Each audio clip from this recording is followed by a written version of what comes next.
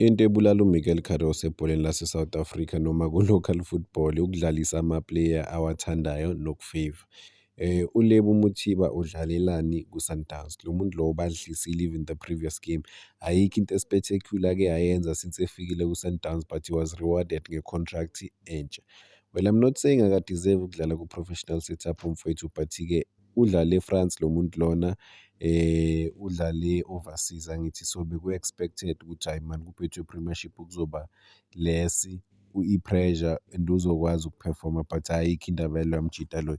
I-cantrap, ibhola elisimple. UMailulu uyazama, uGerrans uyalithola ibhola bamnika ibhola straight, i-cantrap.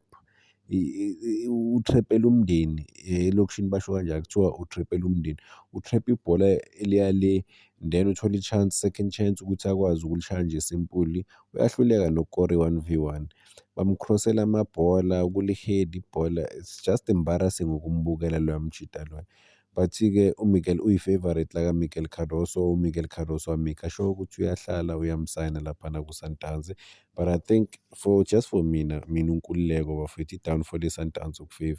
Even nalast season abo-Risino bebathola ama-opportunities, but mawabheka lama-opportunities ukuthi uRisino bekangawadeserve lama-opportunities bekawathola. Bekunamanye ama-player adeserve lama-opportunities bawathola uRisino, but-ke cause of ukuthanda nokufeyva into ebathathayo ezi-Sundowns ibabeke kule situation le abakuyo. Udlalisa umuntu nawe ombonayo ukuthi ayikho indaba yalo mjida lo, but umjida wakhona uzodlala. You would rather lose uPeter Shalulile, umuntu owathi usafuna ukudlala ku-Sundowns, but-ke wena you prefer omunye umjida obonayo ukuthi ayinika lutho i-team.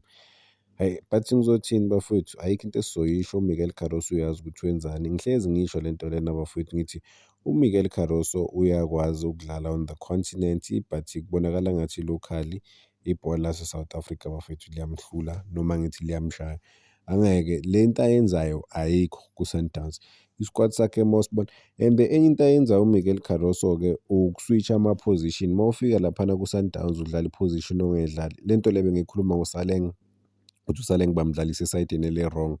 You setting uSaleng up for failure, umdlalisa esayidini ele-wrong and umdlalisa as i-robot, but abanye abadlali uyabanika i-flexibility, yabo. Well, I'm not making an excuse ukuthi uSaleng lento yakhe ayenzayo kumele angayenzi ukuthi astop ukujima, anyamalale, angabi part of i-team, une-contract wasayina. But uMiguel Caroso ama-player amaningi wadlalisa out of position, uzophefoma kanjani umdlali?